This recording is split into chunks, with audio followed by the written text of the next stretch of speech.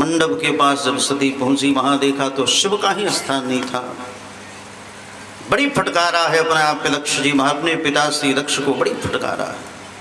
अरे जिसके 2 अक्षर का नाम शिव अपने आप पे लेने से जीव का कल्याण हो जाता है, पता नहीं दुर्भाग्य से आपकी मैं पुत्री कहलाई, ये हमारे ऊपर कलंक लग गया, आप श्रेष्ठ पिता नहीं हो सकते हैं। बड़ी फटकारा है। तुरंत में फटकारते फटकारते माता सती ने भगवान का स्मरण किया है, ठीक ना। तुरंत अपने आप में नारायण का स्मरण किया। सती मरत हरिशन बर मांगा, जन्म जन्म शिव पद अनुरागा। मरते मरते भगवान से मांगा है, सबसे नहीं मांगा। ठाकुर जी से अपने आप में मांगा। क्यों? क्योंकि हमारा आप सब मरने वाले हैं, एक भगवान ही हैं जो अमर हैं, और भगवान ही हमारा आपकी सारी विधि व्यवस्था बनाने वाले हैं, कोई दूसरा नहीं बनाया। किसी की मजाल नहीं जो अपने आप ही दूसरा बना दे। भगवान, इसलिए सती ने भगवान से मांगा है, क्योंकि जानते ब्रह्मादि जितने देवता हैं सबको मरना पड़ेगा। 2 परार्ध बीतते बीतते ब्रह्मा को भी शरीर छोड़ना पड़ता है। तो हमारा आप 2 दिन की जिंदगी वाले क्या करेंगे बताओ? कहें भाई बैठेला तो के बड़ छुछुनर बाड़ी सन हैं, खड़ा होकर घूमे लागत सन बीच में। बोलो भक्तवत्सल भगवान की जय। तो इस प्रकार बड़ी फटकारा अपने आप में, और मैया अपने आप में भगवान का स्मरण करते योगाग्नि प्रकट करके तुरंत जल करके भस्मभूत हो गई। दक्ष को शाप दे दिया है। योगाग्नि प्रकट किया, तुरंत पूरा शरीर जल करके भस्मभूत हो गया। और उसी समय नारद बाबा का तो दूसरा काम है नहीं। नारद जी तुरंत पहुंच गए अपने आप में कैलाश पर्वत पर। शिवजी महाराज वहां तर्क मुद्रा में बैठे हुए थे, एक पैर पर दूसरा पैर चढ़ा करके बैठे हुए थे तर्क मुद्रा। और जा करके नारद जी महाराज, आप यहाँ बैठे हो और आपकी स्वयं पत्नी जल करके मर गई। इतना सुनते ही अपने आप पे क्रोध आ गया, और तुरंत क्रोध आने के उपरांत होठ फड़फड़ाने लगे भगवान शिव के। भगवान जब क्रोध करते ना तो भगवान अपने आप में होठ फड़फड़ाने लगते हैं, और फड़फड़ाने नहीं नटराजन बन जाते, एकदम नटराज बन जाते सरकार। अब समझो कि महाकाल अपने आप में आ गए, नाचना शुरू कर देते भगवान शिव, तांडव करना प्रारंभ कर देते हैं। और जब शिव नाचना प्रारंभ कर दे सारा ब्रह्मांड अपने आप में धूमिल हो जाएगा, जल करके भस्म हो जाएगा। भगवान का नाचना अच्छा नहीं। कितने लोग शिव जी के सामने जाके खूब नाचते अरे भैया भगवान के सामने नाच लो ठीक है, शिव के सामने, शिव परम तपस्वी है, महात्मा है। उसी प्रकार संत महापुरुष सन्यासियों के सामने और भगवान शिव के सामने नहीं नाचना चाहिए। नहीं तो जहाँ दृष्टि अपने आप पे खुली तो जल करके मरना पड़ेगा। वो समाधि में है तभी अच्छा है। जहाँ अपने आप पे तीसरा नेत्र खुला तो जल करके भस्म होना पड़ेगा कामदेव की तरह।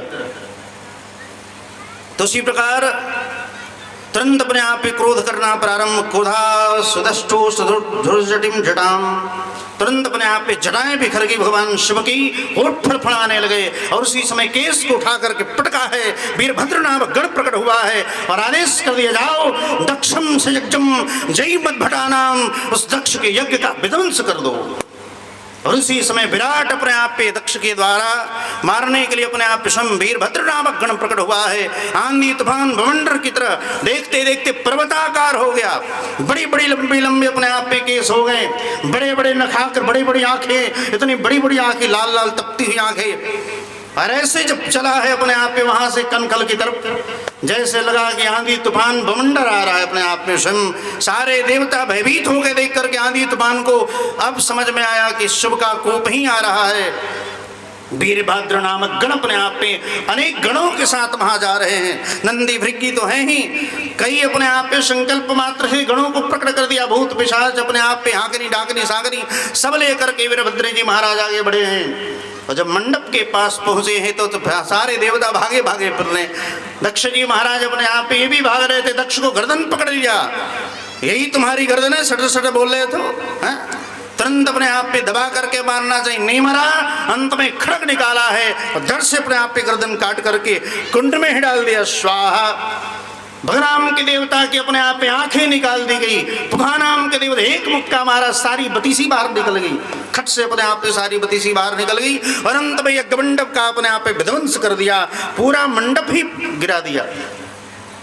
भृगु जी महाराज अपने आप में ब्राह्मण देव की दाढ़ी नोच ली गई, यानी जिसने अपने आप में उल्टा सीधा बोला था, भगवान शिव के कोप ने, वीरभद्र नामक गण ने सबका अपने आप में प्रतिशोध लिया है। अंत में पूरे मंडप को अपने आप में गिरा दिया। इसलिए भगवान का यज्ञ भगवान की प्रसन्नता के लिए होना चाहिए। कंपटीशन में नहीं कि हम बहुत बड़ा यज्ञ अपने आप पे इतना ऊंचा मंडप बनाएंगे, इतना ऊंचा मंडप बनाएंगे। इस साल अपने आप पे ऐसा इतना सुंदर अपने आप में पंडाल बनेगा दुर्गा जी का कि बक्सर में 1 नंबर पे होगा।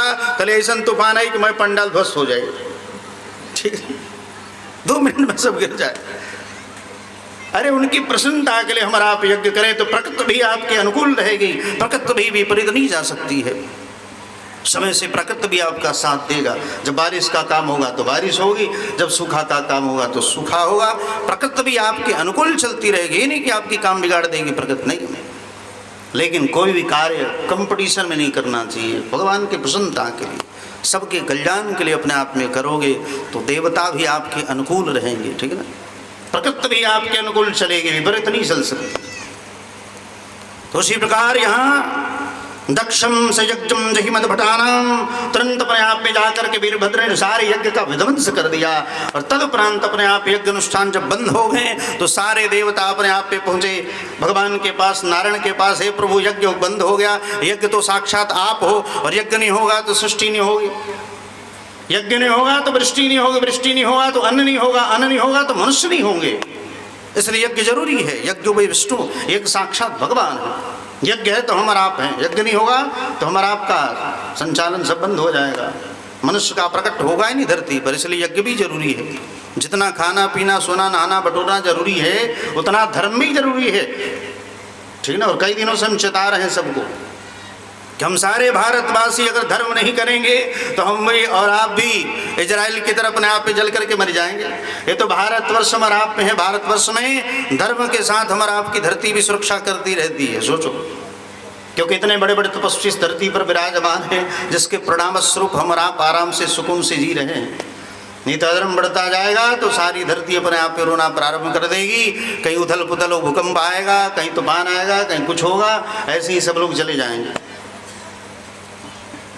तब जाकर के भगवान शिव बैठे हुए थे, भगवान आदि ब्रह्मा आदि सब देवता पहुँचे। ही प्रभु, यज्ञ होना चाहिए, यज्ञ का कहाँ हम विरोध करें भाई, यज्ञ तो हमारे आराध्य भगवान है, यज्ञ का कहाँ विरोध है। पहले तो जब गए सारे देवता तो सब डरे हुए थे, डरे हुए थे। अपने आप पे जाकर के शिव जी महाराज को प्रणाम किया, गंगाधर कहा, हे शिव शंकर, हे शंभु, अनेक नामों से अपने आप पे जय जयकार किया देवताओं ने। जब कोई ढेर जय जयकारी करेगा मतलब कुछ स्वार्थ बात हुआ, ठीक ना। समझ गए कि सबका स्वार्थ है, इसलिए हमारे पास आए। कहा कि क्या बात है, मूल बात पर आओ। कहा कि महाराज यज्ञ नहीं होगा तो फिर अपने आप में सृष्टि कैसे चलेगी। कहा कि यज्ञ का कहाँ विरोध करें, एक तो साक्षात भगवान है, यज्ञ होना चाहिए। तब जाकर के अपने आप में शिवजी महाराज महान, नंदी भृंगी आदि ब्रह्मा सब आदि गए हैं। और तब जाकर के कोप मंडप को अपने आप पे सीधा किया गया है, ठीक ना। भगवान तो भगवान है, संकल्प मात्र सब कुछ 2 मिनट में ठीक कर दे। मंडप को अपने आप पे सीधा किया गया। दक्ष जी महाराज का गर्दन कटा हुआ था। भगवान शिव ने कहा, जाओ उत्तर दिशा की तरफ चले जाओ, जो भी पहला पशु दिखे उसका अपने आप पे सिर लेके चले जाओ। तो बकरा दिखाई दिया, तो बकरे की ही गर्दन को अपने आप पे लगा दिया। अब ससुर जी कैसे मैं बोल रहे हैं, बकरा कैसे गाली दी हो, तो मैं अपने आप में करने लगे। ससुर जी बड़ी प्रसन्न हो गए हैं। इसलिए अपने आप पे शिव के मंदिर में लोग गाल बजाते हैं, ठीक ना, गाल ऐसे बजाते हैं ना, क्यों, क्योंकि ससुर जी बड़ी प्रसन्न हो जाते हैं। दक्ष जी महाराज ससुर हैं, तो इस प्रकार शिव जी महाराज के मंदिर में खूब गाल बजाया जाता है। भगवान शिव भी बड़ी प्रसन्न हो जाते हैं। यही ससुर जी हैं जो गाली दे रहे थे, बताओ। आज ठीक हो गया, सिर अपने आप पे तुरंत रख दिया। दक्ष जी महाराज हम टन हो गए। सोचो, उस समय ऑपरेशन की व्यवस्था नहीं थी, तब भी अपने आप में कृपा था। भगनाम के देवता जिनकी आंखें निकाल दी गई थी, कहा कि मित्र देवताओं के नेत्रों से देखने का समर्थ में होगा, तुम मित्र देवताओं के नेत्र से देखना। पुखा नाम के देवता जिनकी बतीसी बाहर निकल चुके थी, कहा कि आप सत्तू खा करके काम चलाना, ठीक ना। इस प्रकार सबको अपने आप पे आशीर्वाद दिया है। भृगु जी महाराज को बकरी की दाढ़ी लगा दी गई। कितना लोग कहते नहीं है दाढ़ी वाला, छोटी तनी बनी, ठीक है, ठुड्डी के पास, तो समझो कि अपने आप पे वही भृगु जी दाढ़ी, उसको अब तो फ्रेंच कट उसको कहते हैं, नए जमाने में उसको फ्रेंच कट कहा जाता है। तो भृगु जी महाराज की दाढ़ी, बकरे वाली दाढ़ी उनके अंदर लगा दी गई। और तब जाकर के अपने आप यज्ञ प्रारंभ हुआ है। भगवान ने अपने आप में जो ही वहाँ, भगवान तो मंगल के भवन हैं, मंगल के हरण करने वाले हैं। ब्राह्मणों ने अपने आप में भृगु जी महाराज आचार्य हैं यज्ञ के, उन्होंने तुरंत अपने आप पे पुरुषोक्त का स्मरण किया है। हरि ओम सहस्रशीरेखा पुरुख सहस्राक्ष सहस्रपाद शभूमिगुम सर्वोतस्पृतवाहत तिष्ठदशांगुलम ओम श्री लक्ष्मी नारायण स्वाहा। जो ही आहुति दी उसी समय भगवान प्रकट हो गए। बोले यज्ञ नारायण भगवान की जय, श्री भक्तवत्सल भगवान की जय। इस प्रकार तुरंत अपने आप में भगवान यज्ञ नारायण प्रकट हुए हैं। भगवान ने खूब आशीर्वाद दिया, कहा कि अरे मूर्खों अयम तदेव यज्ञः। उन्होंने, भगवान ने स्वयं कहा तुम सब बड़ी मूर्ख हो, बताओ ये सब हमारी ही विभूति है, ब्रह्मा विष्णु महेश सब हमारी विभूति है। जैसे इस शरीर में एक कानी अंगुली को अपने आप में सुई चुभाओगे कांटा, तो ये नहीं कि बस कानी अंगुली कष्ट होगा, सारे शरीर को कष्ट होगा। उसी प्रकार ये सब हमारे ही द्वारा, हमारे विशेषण है सब। इसलिए अहम ब्रह्मा च सर्वश्च जगतः कारणं परम आत्मेश्वरम उपदृष्टा समदृग विशेषण। ये सब हमारे ही अंग से निकले हुए हैं, इसलिए एक भी अंग में अपने आप पे कष्ट होगा तो हमें भी होगा। ये ब्रह्मा आदि सब हमसे ही निकले हुए हैं। इस प्रकार भगवान ने आशीर्वाद दिया और तदुपरांत अपने आप यज्ञ संपन्न हुआ है। लेकिन सती तो मर गई ना। सुखदेव जी महाराज से अपने आप पे परीक्षित पूछते हैं, प्रभु सती मरी, दुनिया के लोग मरते हैं तो पुनर्जन्म होता है, सती मरी तो जन्म नहीं हुआ। कहा कि हुआ ना, सती का भी अपने आप पे फिर पुनर्जन्म हुआ। किस रूप में? ते ही कारण हिम गिरि गृह जाई जनमी पार्वती तनु पाई। पार्वती के रूप में हिमराज की पुत्री बनकर के आई हैं। सोचो, ये नहीं कि अपने आप में मर गई तो मर गई, जल गई तो जल गई, नहीं, क्योंकि भगवान से मांगा था जन्म जन्म शुभ पद अनुरागा, ये जन्म जन्म में हमारे ही पति हों, इसलिए अपने आप पे। लेकिन वहाँ नारद बाबा पहुँच गए। नारद जी महाराज कहीं जरूर पहुँच जाते हैं, जहाँ बड़ी माँ कामोजू नारद जरूर रहेंगे, ठीक है। जो घर घर में आग लगावे वो नारद जी महाराज। अभी तो पार्वती का जन्म हुआ तब तक नारद पहुँच गए कि नारद समाचार सब पाए कौतिक ही गिर गे सिधाए। वहाँ नारद बाबा पहुँच गए तो नारद जी महाराज ने जाकर के पढ़ाना शुरू कर दिया। अरे प्रभु, आप जानते हैं महाराज जी महाराज, ये आपकी पुत्री बड़ी सुंदर है, और सुंदर ही नहीं अनेक नामों से जानी जाएगी, उमा अंबिका भवानी। क्योंकि सुंदर सहज सुशील सयानी नाम उमा अंबिका भवानी, ये कई नामों से अपने आप में जानी जाएंगी। ऐसी अपने आप में होंगी सब लक्षण संपन्न कुमारी, हुई ही संतत पिए ही प्यारी। लेकिन एक चीज की कमी है, क्या? दुल्हा जो मिलेगा बड़ा बौराह मिलेगा, ठीक है ना। वर जो मिलेगा एकदम बौराह मिलेगा अपने आप में, शैल सुलक्षण सुता तुम्हारी। लेकिन कुछ तो दुर्गुण है, क्या? वर जो मिलेगा अपने आप में एकदम बौराह मिलेगा, नंगा रहेगा, जटिल जोगी जटिल अकामन नगन अमंगल वेश, नंगा रहेगा, अमंगल वेश धारण करेगा, चिताभस्म लेप धारण करेगा, ठीक है ना, मुंडों की माला धारण करेगा, ऐसा मिलेगा वर।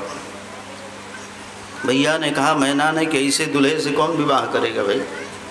ऐसे बौराह से हमारी मृगनयनी पुत्री का विवाह बताओ, ऐसे बंदर जैसे नेत्र वाले शिव के साथ होगा क्या? नहीं।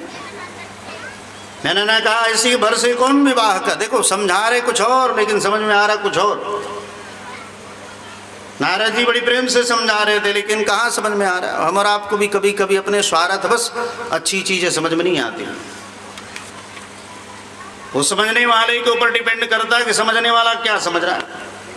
जैसे आप जा रहे हो तो आपसे कहा जाए, भैया वहाँ जा रहे हो उनको देख लेना, भैया वहाँ जा रहे हो उनको देख लेना।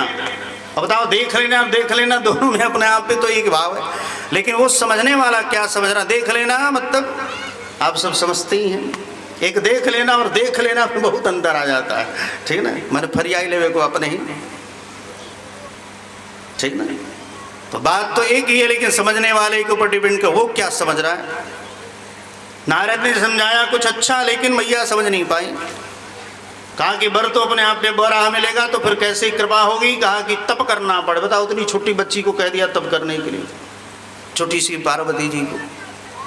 इसके लिए तप करना पड़ेगा, तप के अनुसार विधि के लिए को बदला जा सकता है, नहीं बदला जा सकता है। विधाता ने जो लिख दिया है उसको मिटाने का समर्थ किसी को नहीं, ठीक ना। परमात्मा ही मिटा सकते, भगवान ही मिटा सकते। कोई देवता, कोई ग्रह, कोई नक्षत्र, कोई ज्योतिषी कुछ नहीं कर सकता। नहीं तो करना होता तो बताओ, पिताश्री के प्रारब्ध को नहीं मिटा सकते थे क्या राम? आराम से मिटा सकते थे, कृष्ण भी मिटा सकते थे प्रारब्ध, लेकिन नहीं, कारागार में रहना पड़ा। दशरथ जी महाराज को पुत्र के विरह में मरना पड़ा। तो प्रारब्ध जो है वो निश्चित भोगना पड़ेगा। लेकिन नारद जी महाराज ने अपने आप पे समझा दिया कि तप करेगी तब जाकर के अपने आप में सुंदर वर मिल सकता है, जैसा चाहेगा वैसा वर मिलेगा। लेकिन विधाता के यहाँ जो लिखा है वही होगा। कह मुनि सहवन सुनो जो विधि लिखा लिलार, देव धनुज नर नाग मुनि कौन मेटनहार। ये कोई मिटाने वाला नहीं, निश्चित भोगना पड़ेगा। लेकिन जो तप करहि कुमारी तुम्हारी, बावहि मेटि सकहि त्रिपुरारी। अगर शिव की आराधना करे तो जाकर के भावी मिट सकता है, ठीक ना। ऐसा अपने आप में आग्रह किया। माता पार्वती तपस्या करने के लिए तैयार होगी छोटी अवस्था में, और तब जाकर के हृदय में भगवान शिव का ध्यान करते हुए माता श्री ने तप करना प्रारंभ किया। ऐसा दिव्य तप किया, पत्ते चबा चबा करके तप किया, नाम अर्पणा पड़ गया। बेलपत्र चबा चबा करके अपने आप पे, घास पात चबा चबा करके अपने आप पे तप किया। सोचो, ये एक चर्या है संतों के लिए। 4 चर्याएं होती हैं महापुरुषों की, ठीक ना। कागचर्या, मृगचर्या, गोचर्या, अस्मकचर्या, ये तपस्वियों की 4 चर्या होती है। कागचर्या जैसे फसल कटने के उपरांत जब फसल कट जाती है तो जो अन्न गिरे रहते उस पर संतों का अधिकार है, ठीक ना। जीवों का और संतों का अधिकार, जो फसल कटने के उपरांत जो धान अन्न के नीचे गिरे रहते हैं उसको चुन चुन करके अपने आप पे बीन करके कूट पीस करके काम चलाना। दूसरा है मृगचर्या, खूब हरी हरी पत्ते अपने आप में खा करके जीवन व्यवहार अपने आप में बिताना। तो हरे पत्ते अपने आप पे, बेलपत्र, तुलसी पत्र आदि चबा चबा करके, दुर्वा घास होती है ना, वो ही चबाया जाता है। तो दुर्वा पत्ते अपने आप पे चबा चबा करके जीवन निर्वाह करना, ये मृगचर्या है। कागचर्या, मृगचर्या, गोचर्या, अस्मकचर्या। गोचर्या मतलब सूखे पत्ते जो वृक्ष से झड़ करके अपने आप ही गिर जावें, उसको चबा चबा करके रहना, ठीक ना। और अस्मकचर्या ये अंतिम चर्या, किसी के बस की नहीं। और चर्याएं तो हम निवाह कर सकते हैं, लेकिन अस्मकचर्या एक पत्थर का रोड़ा लेकर के मुंह में डाल लेना, न पानी पीना, न खाना, कुछ नहीं, और भगवान का वायु पी करके स्मरण करते करते शरीर का प्रणंत कर देना, यही अस्मकचर्या है। भगवान का स्मरण करते करते, यानी मुंह में पत्थर डाल करके, ये चौथा अपने आप में बड़ी कृष्ट है। विदुर जी महाराज अस्मकचर्या में थे। जब विदुर जी महाराज ने अपने शरीर का परित्याग किया उस समय अस्मकचर्या में विदुर जी थे। पत्थर मुंह में अपने आप पे लेकर के वृक्ष के नीचे बैठ करके भगवान का स्मरण, तब तक युधिष्ठिर जी आ गए। तब जाकर के विदुर का तेज युधिष्ठिर के अंदर प्रविष्ट हो गया। सुपच वाल्मीकि का तेज, सुपच वाल्मीकि अलग हैं। सुपच वाल्मीकि का तेज मंडव ऋषि के शाप के द्वारा धर्मराज ही धरती पर सुपच वाल्मीकि के रूप में आए थे द्वापर युग में। वो प्रचेतस वाल्मीकि है जिन्होंने रामायण लिखी है, ठीक है ना। उल्टा नाम जपत जग जाना वाल्मीकि भय ब्रह्म समाना, वो प्रचेतस वाल्मीकि है। और ये सुपच वाल्मीकि है जो राजसूय यज्ञ में घंटा नहीं बजा, जो प्रसाद अभी नहीं पाए थे तो घंटा नहीं बजा। तेज सुपच वाल्मीकि का तेज युधिष्ठिर के अंदर प्रविष्ट हुआ। विदुर का भी अपने आप इनके अंदर तेज गया। और तब जाकर के स्वर्गारोहण के लिए जा रहे थे तो विदुर जी महाराज के शरीर को जलाना चाहते थे। चिता बोझ करके लकड़ी के ऊपर अपने आप पे लिटा दिया। अब आग लगाना चाहते थे, उसी समय आकाशवाणी, अरे मूर्ख युधिष्ठिर, धर्मराज तुम्हारी बुद्धि खराब है। विदुर जी महात्मा, हर महात्माओं को अग्नि दाह संस्कार नहीं करना चाहिए। आज तो फैशन हो गया, आज महात्माओं को भी जलाया जाता है, ठीक है, नहीं जलाना चाहिए। संत महापुरुष, व्यक्त महापुरुष हो, ब्रह्मचारी हो, सन्यासी हो, उनको जल प्रवाह करना चाहिए, या फिर जमीन में समाधि दे दो, जल समाधि या थल समाधि। तब जाकर के आकाशवाणी हुई, हे धर्मराज, विदुर महात्मा, हर महात्माओं का अग्नि संस्कार नहीं होना चाहिए। जलदहात भवेत विष्णु, थलदहात भवेत शिव, अग्निदहात भवेत प्रेत। अग्नि में जलाने के उपरांत प्रेत बनना पड़ेगा, वो महात्मा ही क्यों न हो, उसको भी प्रेत बनना पड़ता है। अगर इस शरीर को जला दिया जाए तो निश्चित है 1 मिनट 2 मिनट के लिए प्रेत बनना ही पड़ेगा, कन्फर्म है, कोई भी हो। और प्रेतो कार्य, जब तक श्राद्ध कर्म नहीं होगा तब तक फिर पीतर योनि में नहीं जाएगा। पीतर आगे बढ़ाते हैं और प्रेत हमारा आपको सताते हैं। हमारा आपको प्रेत सताते हैं, अपने माता पिता गुरु ही क्यों हो, प्रेत बनने के उपरांत आपको नहीं पहचानेंगे तुम कौन हो, रोई पीतर योनि में चले जाएंगे, तब आपकी उन्नति होने लगेगी जीवन में। इसलिए प्रेत सताते हैं, पीतर आगे बढ़ाते हैं। प्रेत इसलिए पीपल के वृक्ष पर 6 दिनों तक प्रेत ही वास करते हैं। एक दिन शनिवार के दिन भगवान नारायण का वास होता है, नहीं तो 6 दिनों तक प्रेत ही रहते पीपल के वृक्ष पर। इसलिए जिसके पीपल के वृक्ष हो ना घर के अगल बगल, तो जरूर होगा घर में पागल जरूर हुए सब। कब भूत उतर के घर में चल जी कौन ठीक बा कोई ना कोई मेंटल डिस्टर्ब हो जाएगा, पागल बेटा बेटी पतो कोई भी हो। तो इस प्रकार पीपल के वृक्ष पर इसलिए घड़ी घंटा नहीं टांगना चाहिए, ठीक ना। एक बार भी जिस पीपल के वृक्ष पर घड़ी घंटा टांग दिया जाए, क्योंकि प्रेत का जो मुख होता है सुई के अग्रभाग के बराबर होता है, प्रेत का जो पेट होता है वो घड़े के समान होता है। इसलिए मरने के बाद पीपल के वृक्ष पर घड़ी घंटा टांगा जाता है। उनके निमित्त मात्र जो भी मरते हैं ना, उनके निमित्त मात्र उसमें जल भर दिया जाता है, उसके पेंदी में छिद्र बना दिए जाते हैं, उसमें रेसे लगा दिए जाते हैं और उसमें जल भर दिया जाता है ताकि ये उत्पात नहीं करेंगे, पानी पी करके रह जाएंगे। इसलिए घड़ीघंटा पीपल के वृक्ष पर टांगा जाता है। लेकिन जिस वृक्ष पर एक बार टंग गया उसके ऊपर प्रेतों का वास हो जाता है, और जिस पर नहीं टंगा उस पर तो हमेशा भगवान का वास है। लेकिन एक बार भी टंग गया तो समझो कि प्रेतों का वास। इसलिए गांव के बीच में अगर कोई पीपल का वृक्ष हो तो उस पर नहीं, गांव के बाहर सीमान में कोई वृक्ष हो ना वहीं टांगना चाहिए पीपल के वृक्ष पर। नहीं तो घर में गाँव में ही प्रेतों का आडंबर घूमता रहेगा, एक प्रेत की जगह पर कई प्रेत आ जाएंगे, ठीक है ना। और प्रेतों से सारी दुनिया परेशान हो जाएगी सब लोग परेशान हो जाए, घर घर में अपने आप पे पागल होने लगे। बोलो भक्तवत्सल भगवान की जय। जिस प्रकार मैया को अपने आप में इन्होंने समझा दिया, तप करे क्योंकि बिना तपस्या का कुछ होने वाला नहीं है। जब आपकी पुत्री तप करेगी तब कृपा होगी। इस प्रकार माता श्री ने खूब अपने आप पे प्रेम से अद्भुत तप किया है। भगवान ने अपने आप पे प्रसन्न हो गए। ठाकुर जी महाराज प्रसन्न होकर के शिव के पास पहुँचे। भगवान शिव से जाकर के निवेदन किया, प्रभु हम चाहते हैं कि आपका विवाह हो जाए। ले भगवान ने कहा कि हम चाहते हैं आपका विवाह हो जाए। शिव जी महाराज ने कहा कि एक बार विवाह करके देख ले। नहीं चलत रहे पूरब, हम कहीं पश्चिम चल तो पूरब चले, हम कहीं कि पूरब चल तो पश्चिम चले हैं। इसलिए एक बार विवाह करके देख लिया कितनी आफत है, अब दोबारा विवाह नहीं करम। जो ही ना किया सारे देवता मुँह लटका लिए कि विवाह होगा नहीं तब तक बच्चा होगा नहीं, और बच्चा होगा नहीं तो तारकासुर का वध होगा नहीं। देवताओं को तो अपना स्वार्थ ही करा ना। इसलिए जाकर के भगवान ने वंदना की है, भगवान ने स्तुति करना प्रारंभ किया। नारायण स्वयं गए हैं और भगवान ने अपनी तरफ से कहा है कि अब विनती मम सुनहु शिव, जो मुँह पर निज नेहु, जाय विवाह शैलजहि, यह मोहि मांगे देहु। मैं आपसे ही मांगता हूँ आप विवाह कर लें। कहा कि हमें ही समझाइएगा कि अपने आप उनको भी समझाइएगा, जाइए आप, ठीक है ना। कहा कि मैंने तो वचन लिया है कि हम विवाह नहीं करें। कहा कोई बात नहीं, वो सती थी उस जन्म में, अब ये अगला शरीर है, क्योंकि सती पूर्व जन्म में सीता का रूप धारण की थी, इसलिए भगवान शिव ने उसका परित्याग किया था, ठीक है ना। संकल्प मात्र अपने आप पे मन में ही कर लिया था। क्यों? क्योंकि सीता का रूप पीछे से धारण, सीता जगन माता है और माता को पत्नी बना के कैसे रखेंगे, इसलिए अपने आप पे मन से परित्याग किया था। आज वही पार्वती बनकर के हिमराज की पुत्री बनकर के आई हैं। भगवान ने बड़ी प्रेम से समझाया है और तब जाकर के तैयार हुए हैं। लगन पत्री आदि भेजी गई है। जाए विवाह शैलजहि, यह मोहि मांगे देहु। हेमराज के पास अपने आप पे सप्तऋषियों को भेजा के जाओ पहले परीक्षण करो। जब तपस्या में तो सप्तऋषि अपने आप पे वहाँ गए और सप्तऋषियों ने जाकर के ठुक ठका करके देखा कि नहीं नहीं, अब पहले वाली बात नहीं है, अब सुधरी हुई है पार्वती, ठीक है, पहले जैसी जिद्दी नहीं है सती।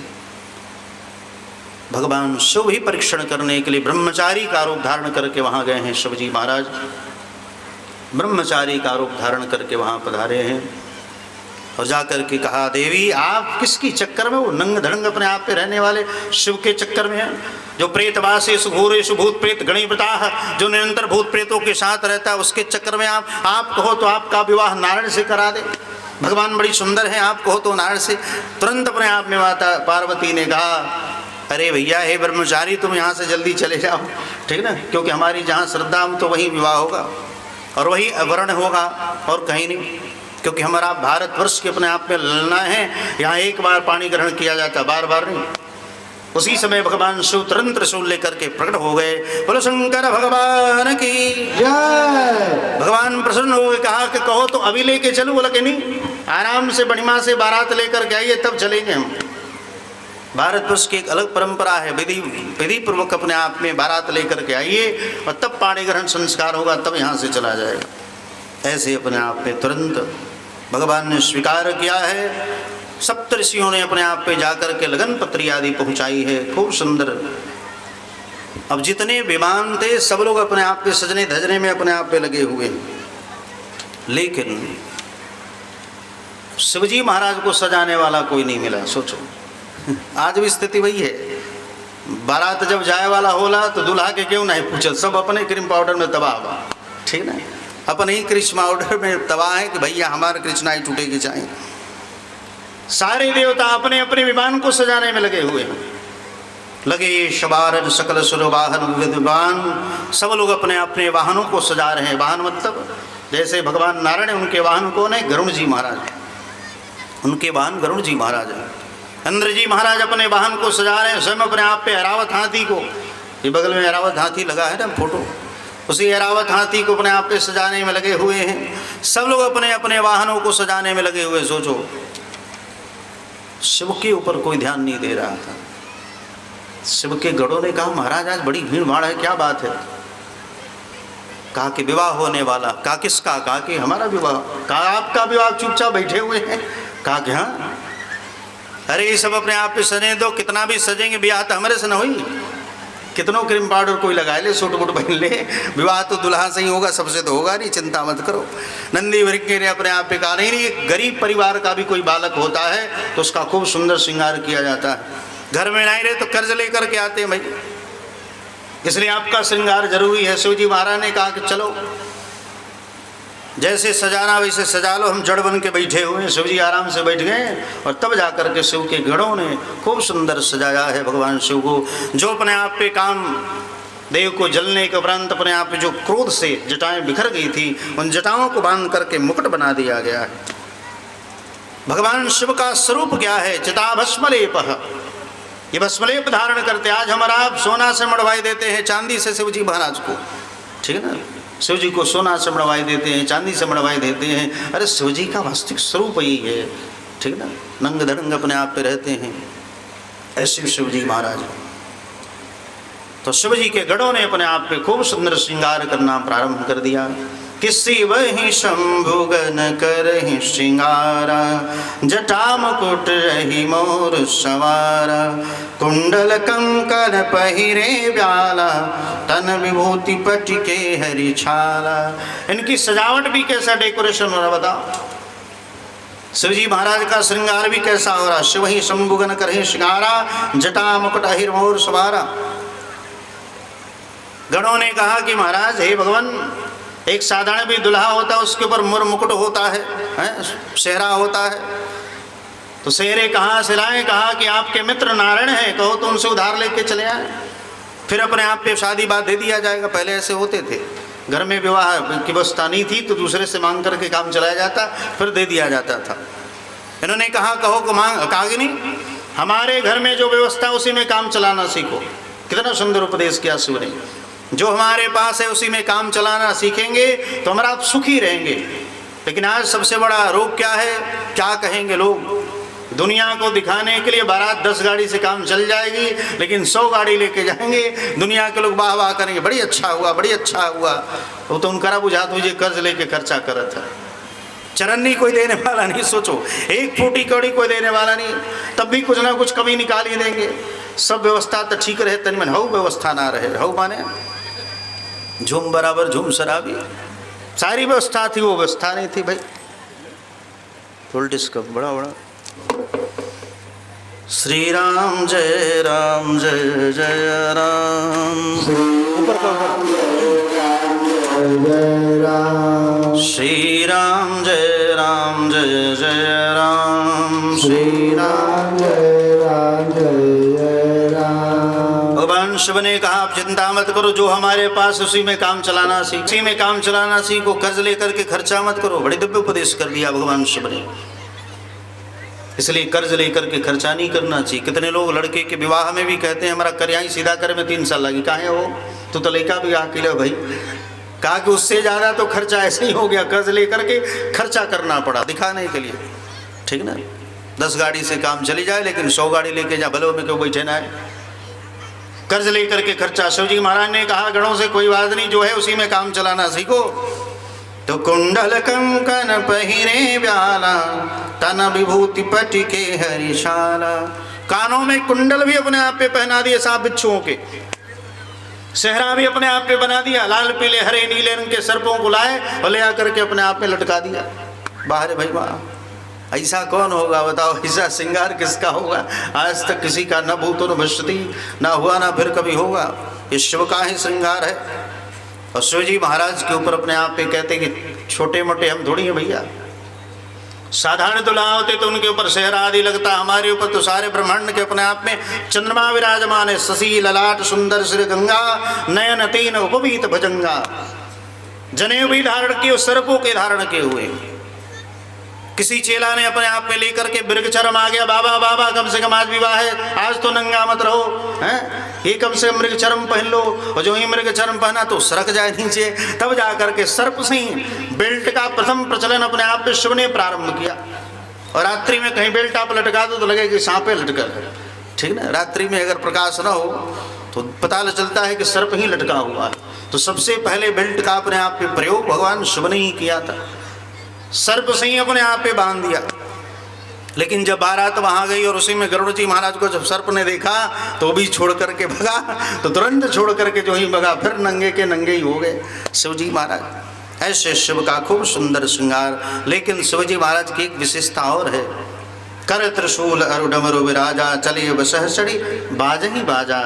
स्वयं बैल के ऊपर अपने आप में नंदी के ऊपर विराजमान होकर के और अपने बारात में स्वयं बाजा बजा रहे हैं, दूसरे बाजा को नहीं, दूसरे बाजा पर विश्वास नहीं। कहीं गम के गीत लगा दिए तब तो काम गड़बड़ाई जाए, ठीक ना। इसलिए अपने आप पे स्वयं अपने ही बाजा बजा रहे, अपने विवाह में डमरू बजा रहे।